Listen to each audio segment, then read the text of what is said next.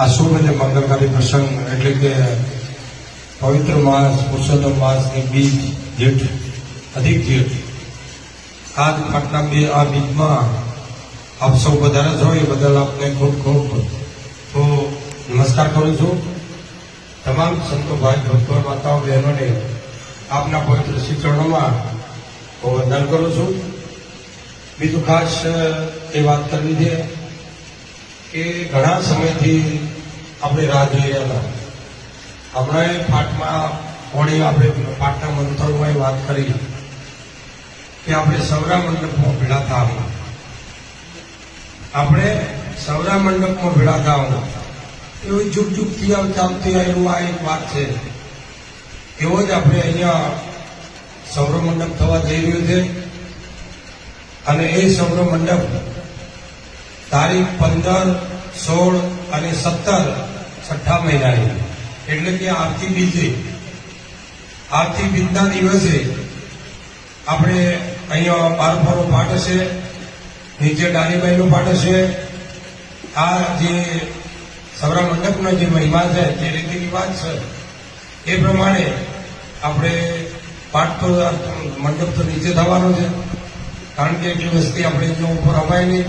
એટલે જે તળાવ આપણે તળાવ બાજુમાં છે એ ખાલી જગ્યા થઈ છે, તો એમાં આપણે આ સૌર મંડપનું આયોજન કર્યું છે. મિત્રો, સૌર મંડપ એટલે આપણે જાણતા નથી સૌર મંડપ શું વસ્તુ છે. આ આદિ અનાદિનો મહિમા છે. સૌર મંડપ એ તળપદી ભાષા, એનું મૂળ નામ છે શિવરો મંડપ. આ શિવ તત્વનો મહિમા છે. જે સદગુરુ આપણને જે તત્વ સમજાવે છે ને એ તત્વનો મહિમા છે. અને આ મહિમા દેવોએ કર્યો, મોટા મોટા મુનીશ્વરો મંડલેશ્વરોએ કર્યો. આ સામાન્ય માણસથી થાય એવું નથી. હમણાં પાઠમાં 2 વખત તો બોલ્યા કે કોડી આવીને તોય દીધું તેજો ફરમાન તો કે હાસ નિર્માણ. એ જૂઠું ચાલે એવું છે નહીં મિત્રો, જૂઠું બિલકુલ ચાલે એવું નહીં. એટલે ત્યાં સતનું પ્રમાણ, તેજો ફરમાન તો હાસ નિર્માણ. આ સૌર મંડપ આપણા ઉત્તર ગુજરાતની અંદર કદાચ પહેલી વાર છે. અને વર્ષો પહેલા એટલે ઘણા સમય પહેલા વડનગરની અંદર થયેલો છે પાછો, પણ બહુ સમય થઈ ગયો જે આપણે જાણતા પણ નથી.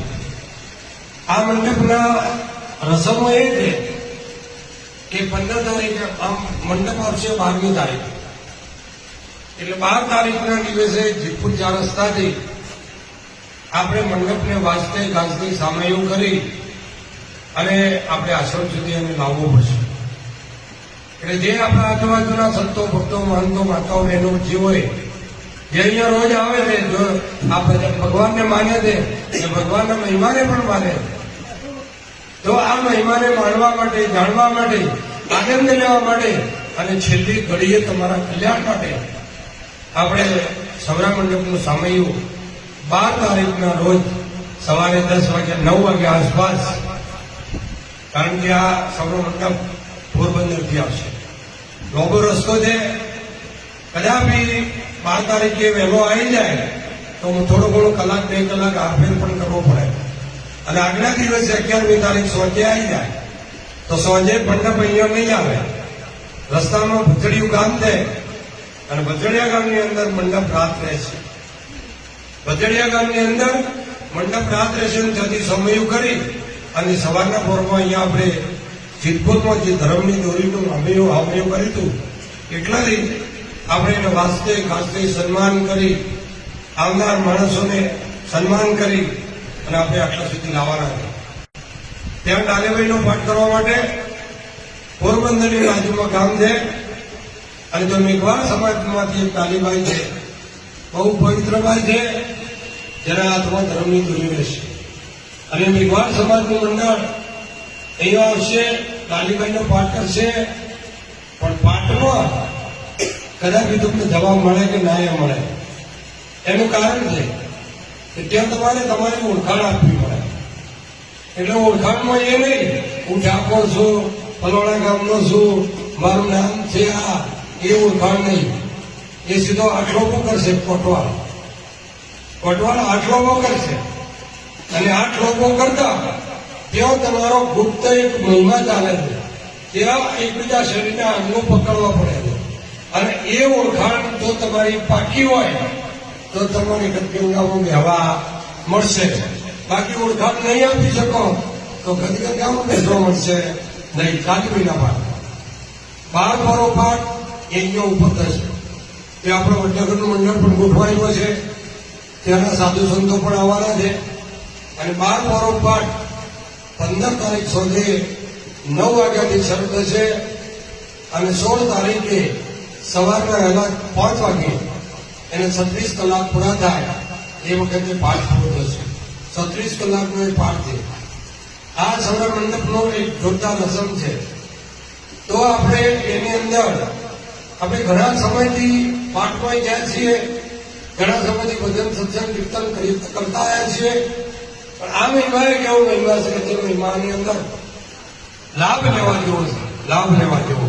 કારણ કે ત્યાં સત્ય છે. એટલે 12 પરો પાઠ મેં તમને આગલી બીજમાં નહીં આગલી બીજમાં કીધું હતું કે હું 36 કલાક એક આસન પર રહી રહ્યો છું. 36 કલાક કેવળ ઈશ્વરને, હું બીજું કોઈ નહીં. અને આગળ જતો ઈશ્વર મટી જાય ને હું મટી જાય એવી જે ભૂમિકા છે ને એ ભૂમિકા પર પહોંચવા માટે મિત્રો 36 કલાક એટલે કઈ સામાન્ય નથી. આપણે 1 કલાક બેસતા નથી, બાથરૂમ જવા જોઈએ છે એ 36 કલાક અને બેહીએ છીએ. 36 કલાકમાં તમને થોડી વિશેષ પણ આપવામાં આવશે, પણ આદેશ ગાદી ઉપરથી થશે. અને ગાદી ઉપરથી આદેશ થાય તો આપણે પેશાબ પાણી કરવા જો પણ અમે જવા દે છે, નથી જવા તો થાય નથી, પણ આદેશ તો આપણે લેવો પડે. એટલે અહીંયા ઉપર 12 પરો પાઠ થશે. નીચે ત્યાં ડાલીબેનો ત્યાં પાઠ થશે. ધર્મની દોરી અહીંયા રહેશે અને એનું વાસ્તે ગાસ્તે હમૈયો કરી અને એ દોરીને ત્યાં સૌરા મંડપ ઉપર આપણે લઈ જવી પડશે. ત્યાં સૌરા મંડપની અંદર 9 નાણો એટલે શરીરના 9 દરવાજા. 10મી દોરી જે ડાલીબાઈના હાથમાં છે એ સુરતા નામની દોરી જે થાય, જેની સુરતા એમાં કહે છે શેરી સમાધિમાં સુરતા એ જોઈ 15મી બારી બેસીને જોઈ તો પાછી માં શોભા બની બહુ સારી. સાધુ મને ગુરુ મળ્યા ગિરધારી. આવા જેને ગુરુ મળ્યા હોય અને જેની સુરતા. અને રામદેવજી મહારાજ એનો શબ્દ આપણી ભીતરની અંદર શ્વાસે શ્વાસ સુમરણ કર તોઈ કર તમે સાર સત્યારત વહી પદારત દેખો દિલ દર પર મેં શ્વાસા से सोम वयो सोम से ओमकार से रगा वयो साधु करो विचार उलट अपने कराओ. આ મહિમા એનો છે, પણ આ એનો એક કારણરૂપ આપણે સૌનો મંડપ થાય છે. ત્યાં સત્યનું પ્રમાણ આપવું પડશે અને સત્યના પ્રમાણથી આ ધોબલાનું મુહૂર્ત કોઈ કોમણ ના કાઢી શકે, કોઈ સંત ના કાઢી શકે. ત્યાં મુહૂર્ત રામદેવજી મહારાજ મુહૂર્તમાં સ્વયં આવે છે સાહેબ. એ સ્વયં આવે અને ધોબલોઈના હાથે ઉભો થશે. ત્યાં કોઈનું મુહૂર્ત ચાલતું નથી, પણ આપણે પ્રતીક્ષા કરવી પડે અને ઘણી વખત એ પ્રતીક્ષા કરો એના પહેલા ઉભો પણ થઈ જાય. આવું પણ આપણે જોયું છે સાહેબ. હમણાં એક બ્રહ્મદિવસ મહિમા જેવું એ ઉભો જલ્દી ના થયો, એ બધા તોડીને થાકે પાછું મંડપ મૂકી દીધું. મૂકી દઈને ઉભા રહે એટલે મંડપ ત્યાં જવું બધું. એ આકાશમાંથી એક પક્ષી આવે છે અને એ પક્ષી આવ્યા સિવાય જો આ બંધન કરવામાં આવે તો કદાચ આપણી મહેનત ફોગટ પણ થઈ શકે છે. એટલે મિત્રો આપણે બધાને ભેળા મળી બધાની ભક્તિનો યોગ, બધાની તાકાત, બધાની શક્તિ આપણે સાથે લગાડી અને આ સૌરા મંડપની અંદર સૌરો મંડપમાં જોગમાં જગદંબા હમણાં કીધું ને કે સૌરા મંડપનો મહાકાલી ત્યાં ભીડી આવશે અને આવશે થાય એની વચન આપ્યું છે કે સૌરા મંડપને કદાપી તમને કંઈક નવી વસ્તુ પણ જોવા મળી શકે છે. એટલે મિત્રો આ મંડપ આપણા હાથે વસ્તુ નથી, આપણે એક નિમિત્ત છીએ અને નિમિત્ત બની અને આ એરિયાનો ઉદ્ધાર કરવા માટે, આ એરિયાને ઉજ્જવળ બનાવવા માટે અહીંયા જે કોઈ એનું દર્શન કરશે એની 120% કલ્યાણ થશે થાય. એવો કોઈ વસ્તુનો કોઈ માંગ નથી. ટોપ મંડપ થવાનો છે, જબરદસ્ત મંડપ થવાનો છે અને આપણે એનો ચાન્સ લેવાનો છે. આપણે એનો મોકો મળ્યો છે તો આપણે એની સેવા કરવી જોઈએ.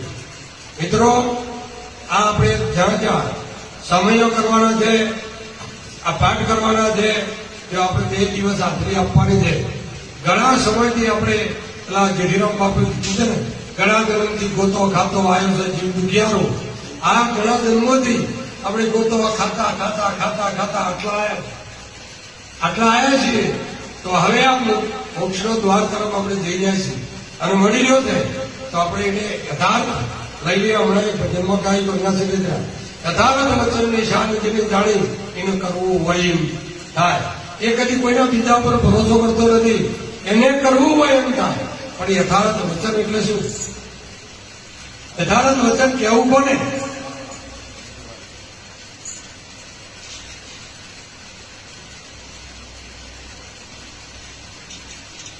તો આ યથાર્થ વચનનો મહિમા જે છે, આ સાહેબ સૌનો મંડપ હમણાં તમે સાંભળ્યું હોય તો આજથી 600 વર્ષ પહેલા, 550 વર્ષ પહેલા આ મંડપની બહાર મેળવી દીધી. બહાર મેળવી એકબીજાનો પ્રમાણ આપ્યો. અત્યારે પ્રમાણ લેવા નહીં સાહેબ, કારણ કે પાઠે ધંધો કરી નાખ્યો છે. ઘણા લોકોએ પાઠને ધંધો કરી નાખ્યો છે.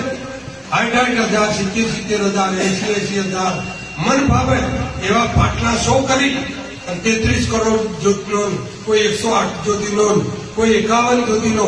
મિત્રો, આ પાઠ છે. આ કળિયુગની અંદર આ એક દેખાવો છે. જે દાડો પ્રમાણ આપવાનો છે ને એ દિવસ આર્યોજ પાઠ પડશે. કારણ કે જીસણ ધોરણને જીસણને કીધું હતું કે પુરાવો પશ્ચિમીઓ પાટોમાં મારો સાહેબો આવશે.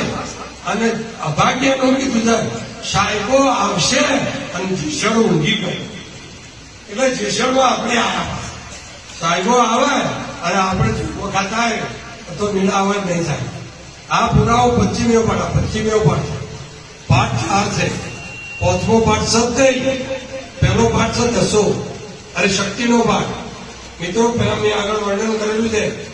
શક્તિના પાઠમાં માત્ર ને માત્ર આચાર્ય પુરુષો હોય ને એ જ જઈ શકે ને એ જ બેસી શકે, જે ભક્તો નતા. કારણ કે ખરેલા માણસો હોવા જોઈએ, ઇન્દ્રિયોમાંથી બહાર નીકળેલા માણસો હોવા જોઈએ, સૂકા લાકડા જેવા હોવા જોઈએ, કોઈ પણ પ્રકારનો રસ ના હોય એવા વ્યક્તિઓ જેવા હોય એને શક્તિનો પાઠ કહેવાય. બીજી એના પછી પાઠ આવે દસો પાઠ. દસા પાઠમાં એ જ પરિસ્થિતિ ગુરુ અને શિષ્ય થઈ શકે. અને 20 પાઠ એટલે કે જ્યાં આપણે આ સમજેલા હોય ગોપીનાથ જે હોય ને એ બધા જઈ શકે, ઓળખાણ આપી. હમણાં કિશોરરામ મહારાજે એક મંત્ર બોલ્યા, ઉમરા તું સોહામણો વસોદેવના દ્વાર, દર્શન કરતા ગુરુદેવના પહેલાનું જુહાર. પહેલા આપણે પાઠ ઉપર જવું હોય ને તો કોટવાડ તમને રોકાય અને ઉમરા ઉપર જઈ અને એ આપણે મંત્ર બોલવો પણ આવ્યો, ઉમરા તું સોહામણો વસોદેવના દ્વાર, દર્શન કરતા પાઠના પહેલાતાનું જુહાર. એ ઉમરાઓ તેને નમસ્કાર કરજો, મને અંદર જવાની આજ્ઞા. પછી કોટવાડ તમારું પણ ઓળખ માંગે, કોણ છે તમારી આવન જવાન, કોણ છે તમારી હાથ, આ તમારા હાથે કોણ છે અને કોના પ્રતાપે ડગ ભરો, તમે કોના પ્રતાપે ડગ ભરો છો એ ઓળખાણ આપો. એના પછી એ કોટવાડ બાયણાથી અંદર તમને જવા દે. આ કોઠીના જીવનની વાત છે સાહેબ. આ તો બધું ધીરે ધીરે આ બધું પતતું જુસાય. પહેલા તો મિત્રો પાઠને જ્યાં સુધી આરતી થાળ ના થાય ને ત્યાં સુધી પિશાબ પાણી કરવા ઉઠાય નહીં. આપણે પણ એમાં આવ્યા, આપણે ઉઠવા શીખ્યા છીએ, આપણે ઉઠીને જતા રહીએ છીએ. પણ સાહેબ, તમારું 3.5 કલાકનું આસન સિદ્ધ ના હોય તો તમે આ મહેમાન કઈ રીતે જોડી શકો? તમારે તમારા દેહમાં આત્મા નામનું તત્વ છે, એ તમારું સ્વરૂપ છે, એનો પરિચય કરવો હોય ને તો કમસે કમ 3.5 કલાક તમારે આસન ઉપર બેસવું પડે, આસનને સ્થિર કરવું પડે. એના સિવાય તમે ઇન્દ્રિયોમાંથી મુક્ત ના થાઓ અને આનું દર્શન ના થાય. આ એક પાઠ છે. આ પાઠનો આ ઘાટ છે. આ પાઠનો આ ઘાટ છે. આ ઘાટનો મહિમા આ જે છે ને એ બધું આની અંદર છે. પણ એક ખૂબી છે. આજે 4 વાગે વળી દા, અમે 4 વાગે વળતી નથી થાય. આમાં અખંડ જ્યોત છે, એ કદી આવતી નહીં, કોઈથી જતી નહીં, કોઈ પ્રગટ કરી શકતું નહીં. અને સ્વયં પ્રગટ છે સાહેબ. એ જ્યોત સ્વયં પ્રગટ છે. આમાં એ કોઈ રીતનાથી પ્રગટ થતી નહીં. કારણ પણ એનાથી આ જીવો છે ને એ કોક મહાપુરુષો એટલે બધાને ભેગા થઈ અને આ શિવશક્તિના મહિમાને આ ઉપાદાન કારણ બનાવ્યું. એટલે આટલું આ ઢાટ છે.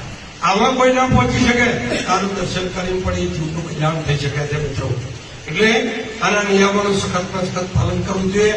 કળિયુગ આવ્યો છે ભારે, એડા એડા પવન વાયગા, પથરા ઉડાવેલા, હજી મેં ધરતી પર આવલા, મેં ધરતી ઉપર આવલા તો એડા એડા પવન વાયગા, બેસવાડી આપી સર, એડા એડા પવન વાયગા, પથરા ઉડાવેલા. આ બોગરાના પથ્થરો રહ્યા ને એ રૂડા પોતાની ગોળી ઉડશે. એ હજી મેં ધરતી પર આવલા, બહુ ધ્યાન રાખજો થાય. મેં ધરતી પર આવલા તો પેલા મારું મેં બોગડોને, બીજા મારું મેં ઓણીઓને, અને ત્રીજા મારું મેં જોગીઓને. કેવા જોગ્યો, કેવા જોગ્યો જે ગુરુને વચન આપી અને વચડી ગયા છે ને એ લોકોની વાત કરી ત્યાં. તમે ગુરુનું વચન શું આપ્યું છે એની ધ્યાન તમારે રાખવી પડશે, રાખવી પડશે ને રાખવી પડશે. હે ગુરુદેવ, આજથી મારું તન, મન, ધન, શીશ આ ગુરુદેવને હું સમર્પણ કરું છું. ગુરુદેવને સમર્પણ કરું છું. એ દિવસે ગુરુ કે છે આ તારા પાપના પોટલા ઉપાડી હું શું ફરું, પણ મેં હું તને ધર્મનો કાર્યો કરવા માટે તને પાછો આપું છું. તનથી સાધુ સંતોની સેવા કરજે, મનથી તું માળા કરજે, ધનથી કોઈ ગરીબ ભક્તોની મદદ કરી લેજે, અને શીશ હંમેશા સાધુ સંતો અને સદગુરુના શરણમાં તારું નમાયેલું રાખજે. એમ કરી અને ગુરુ આપણને તન મન ધન પાછું આપે છે. તન મન ધન પાછું આપે છે. શું કરવા? ભક્તિ કરવા માટે. તમે વિચારો, તમે ભક્તિ કરવા પાછું લીધું છે કે મોક્ષો કરવા? આવું ને આધે વિચાર કરવાનો. વચન આ હે વચન પાર હે વચન કી ડબડેલિયા, વચનમાં છે વચન નિકાલે હોય સદગુરુ. હવે મિત્રો આ મહિમા વચનનો છે. એટલે કીધું વચન ધાપન વચન ધાપન વચને મંડાય પ્રભુનો પાઠ, વચનના પુરાય નર નહીં અધૂરા, વચનોનો લાવો જોને ઢાટ. વસ્તુ વચનમાં પરિપૂર્ણ છે પોનભાઈ, સહેજ પણ અધુરાશ નહીં. વસ્તુ વચનમાં પરિપૂર્ણ છે પોનભાઈ, વચન છે ભક્તિ કેરો અંગ. ગંગાશ્રી એમ બોલ્યા તમે કરજો કોક વચન વાળા લો સંગ. તમે સંગ કરવાનું કીધું ભાઈ, આ બાજુ જોવા દેજો શેરી. તને કીધો છે શું સંગ કરવાનો કીધો છે? તમે સંગ કરવાનું કીધો છે? તમે બધાને કહું છો વચન વાળો કોણ છે આ દુનિયામાં? ખોટો પરબતબાજી ના હોય, પરબતબાજી કરી ના હોય. વચન વચન વચન થાય. એટલે કહેવાનો મતલબ જે હોય તે બરાબર છે. પણ કહેવાનો મતલબ તમે બોલ્યા છો ને પડજો. આ ભક્તિ કહે છે, આ મહિમા કહે છે. તમે બોલ્યા છો ને એ પડજો. ગુરુને દોષ મત દેજો. ભક્તિ રાજી હોય તો કરજો, તમે રાજી હોય તો કરજો. મને આપણું મનતું નહીં અને કીધા અવર ભરે પણ ગુરુ તો કોઈ ના આવ્યું કોઈ તો હું પોટલા બધીને આવવાનું હતું. હે તો શબ્દ હાલવાનો તો સાહેબ, શબ્દ હાલ્યો ગુરુજી જ્ઞાનનો, મારા હૃદયમાં ઉભો પ્રકાશ. એ શબ્દને લાગ્યો ગોતવા તારું ઉજો રહે ભણ. તારી શબ્દને ગોતવો તો તમારે પડે કે ગુરુ ગોતી ના લે? હે ગુરુ તમને પણ એક તો વસ્તુ યાદ રાખજો મિત્રો, આપણે આ પૃથ્વી પર મળે ને, પૃથ્વી પર મળે એને ગુરુ કહેવાય, પણ 10મા દ્વારમાં ભેટો થાય ને એને સદગુરુ કહેવાય. गुरु और सदगुरु में बड़ो अंतरो जान, गुरु और सदगुरु में बड़ो अंतरो जान. सदगुरु 10મા દ્વાર ઉપર મળે અને ગુરુ ધરતી ઉપર મળે થાય. એટલે ધરતીની ધારા ઉપર સદગુરુ ના હેડાડે, સદગુરુની ધારા પર જુદી છે સાહેબ. એ સતની ધારા છે, એ ધરતીની ઉપર ના હેડે, ધારા ઉપર હેડે. અને એ સતની ધારા છે ને એને સતની દોરી દીધી છે. એ ડાલીબાઈ એટલે સુરતા, એ સુરતાના હાથમાં દોરી છે ને તો એવા હો મંડપ છે તો ઉભા થઈ જાય આપણે કોઈ બતાવવાની જરૂર નહીં. આ જોગમાયા જગદંબા અહીંયા સાક્ષાત કરી દે મહાકાળી જોગમાયા. અને સાહેબ કદાચ દોરીને અડવું એ નહીં પડે, કદાચ દોરીને અડવું એ નહીં પડે અને તમારો મંડપ ઉભો થઈ જાય એવું માં જોગમાયા જગદંબાએ કીધું. તો મિત્રો પણ પહેલી તમારે થોડી પરીક્ષા કરશે, કારણ કે હોનું પહેરતા આવડવું તો જોઈએ ને નહીં. હે ગજાડાના કુટુંબનો કોઈ હીરોની માળા તો ચાલતો ને, એને તો હેલી જોઈએ, એને એ માળા ના જોઈએ. એટલે મિત્રો સબરા મંડપની અંદર તમે ઘેર જઈને અમે આવીએ જો એ વાત કરવા રહ્યા તો સબરા મંડપનું દર્શન તમેથી રહી જશે. કારણ કે સવારના 7 થી 9ના ગાળાની અંદર સૌરો મંડપ 17મી તારીખે ઉભો થઈ જશે. એ કોઈનું મુહૂર્ત નહીં, એ સ્વયં પોતાનું મુહૂર્તથી ઉભું થાય છે અને રામદેવજી